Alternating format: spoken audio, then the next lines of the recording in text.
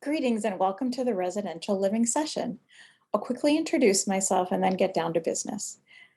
My name is Maggie Evans, and I'm the Associate Vice President for Campus Living, which means I oversee all of the residence halls as well as student engagement and transition programs, which is basically all of the freshman orientation and a number of other programs for sophomores, juniors, and seniors. I have been working in higher education for over 35 years, and personally, our family has had 5 kids, and we have survived and on some occasions even thrived through 4 bachelor's degrees, 2 master's degrees, 1 son in the military, and 1 sassy junior here at William and Mary. And no, before you ask, I do not get a discount. Even though it may not feel like it today, from both my personal and professional experiences, I can promise you that your student will soon be able to find their way around campus very easily. They will be able to find food to eat. They will be able to easily manage day-to-day problems on their own. They will be able to manage complicated challenges with the help of many talented campus professionals. They will be able to successfully share a bedroom and a bathroom. And no matter what they tell you, they will be able to do their own laundry. Research indicates that students who live in residence halls are more likely to graduate in less time, more likely to seek advanced degrees, more satisfied with the overall college experience. They build stronger relationships with classmates. They're more engaged with faculty and advisors. They're more involved on campus. They are exposed to a wider range of ideas and cultures. With all of those things, who wouldn't want to live on campus? Today, I'm going to highlight some key components about living on campus. I'll be providing an overview, and if you have more specific questions, please feel free to call our office or email us at any time. Besides the fact that we require freshmen and sophomores to live on campus and all of the amazing research I already stated, probably the most obvious reason to live on campus is just the pure convenience of being close to the academic environment and other resources such as dining, recreation, etc. However, there are a number of positive outcomes such as a sense of community, which is intentionally developed in each residence hall. The costs are inclusive. Therefore, add-ons such as cable, utilities, etc. are covered so you won't have any surprise bills. And even during these challenging times, we're confident that living on campus will provide a sense of community and support for your students. It's for these reasons, as well as our belief that fully immersing oneself in the William and Mary community is beneficial, that living on campus is really a fantastic opportunity. These benefits are equally important to our new residential transfer students and our remote students joining us for the first time. We are committed to creating living environments that provide supportive transition to our community, that prioritize academic achievement overall, that offer positive learning experiences, and provide excellent service and accommodations. An example of knowing the value of their engagement is confirmed by the benchmarking survey that we administer. The most recent results confirm that over 90% of respondents indicate that living on campus has positively contributed to their sense of belonging here at William and Mary, and that's critical and an amazing value of the institution. One of the foundations of the Residence Life program at William and Mary is built upon a philosophy of self-determination, which allows for both residents and their communities to make decisions regarding their living spaces. This process begins with the roommates discussing expectations about their shared living space.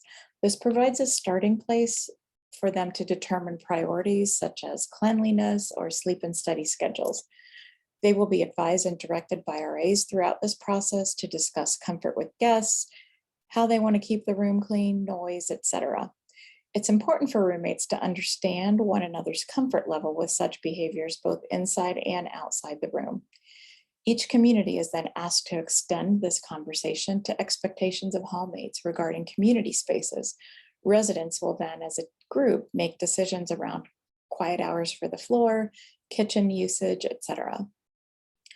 The hall governance bodies or community councils navigate concerns around larger building topics such as common rooms, laundry room usage, and other building-wide issues. They also provide a number of activities and fun events within the hall.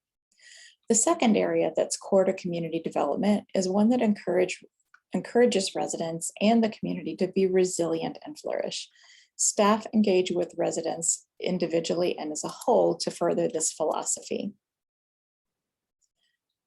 Campus Living hires approximately 175 student staff, such as resident assistant, head assistants, and head residents. Full-time professional staff live in each residential area and devote a significant portion of their responsibilities to developing community in the halls and helping students succeed. RAs have just completed their training.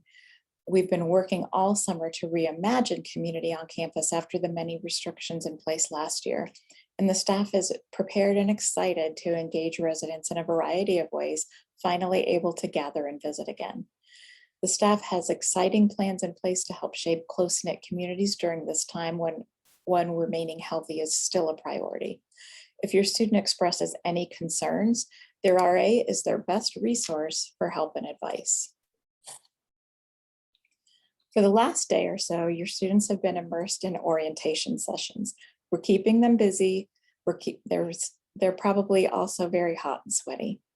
I know you're already missing them, and as you've likely heard from many sources, this transition is just as significant for you as it is for the students. Now, this might sound a bit harsh, but my best advice right now is to avoid distracting them during this time of great change. Step away from the phone, put the iPad down, give them some time and space. Limit the texting as much as you can. Send packages, lots and lots of packages. The students really love packages. What might be a little bit different this fall is that masks are required in residence halls outside student bedrooms. They can be removed for showering, face washing, brushing teeth, eating, etc. But if they're outside their bedroom, masks must be appropriately worn. Residents have card access to their assigned residence hall only. However, they may visit friends in other residence halls. Their friend must simply meet them at the door and let them in. RAs will plan activities in person again with appropriate distancing in place to help residents connect and make new friends. We're trying to use outdoor locations as much as possible. We've added numerous tents, seating, lighting, fire pits, and outdoor spaces around campus. And as the weather improves, these spaces will be utilized a lot. While we hope everything does stay in good working order, we know sometimes things break or need attention. We make it easy for students to report problems and get help. They can report almost every issue they have online or by email. And of course, the RAs and hall staff are ready to help in person when needed. All issues can be reported to the address listed on this slide 24/7. Some important dates to share with you. The students do have class on Labor Day and the Monday and Tuesday before Thanksgiving. Residence halls remain open over Thanksgiving break, so students may stay if they choose, but we do fully close for the winter break, and students must move out by 10 a.m. December 22nd. If you're booking flights for November, December, or January, please use these dates as a guideline. Students may not stay in the halls beyond December 22nd, and they may not return to the halls before January 22nd. While the vast majority of our students will have positive roommate relationships, sometimes individuals might find they need a change. If a student wants to change rooms, they can talk with the RA, the head resident, area director, or anyone in the residence life office. Students can initiate room change requests online via the housing portal at any time. We cannot process room change requests from family members. It must come directly from the student via the housing portal. Room changes will be processed as space is available, which right now is really quite tight, so we'll ask for patience. We simply don't have vacant rooms right now to use for changes, but things do begin to open up after a week or two. Some things to know about housing for the future. For spring 2022, unless students request a change, they keep the same room for both semesters. They can leave the belongings of their choice in their rooms over winter break. We do encourage them to take home all valuables. After their first year, students are required to live on campus for 2 years.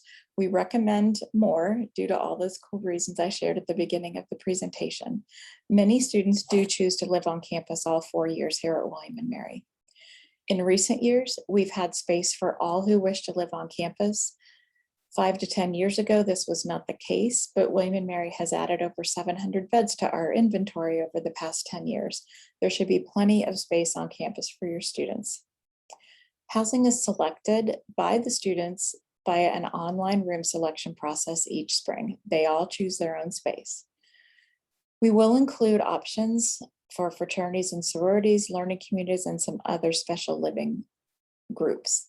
There's a lot of information about this process on our website, so go to frequently asked questions, and there's a button there just for parents and families.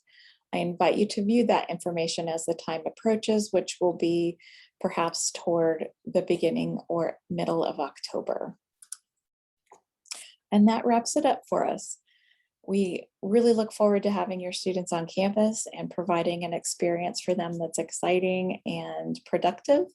Please contact us at living@wm.edu with any housing related questions throughout the year. We want to be here to support your students, and we want to be here to support you. Welcome to the tribe.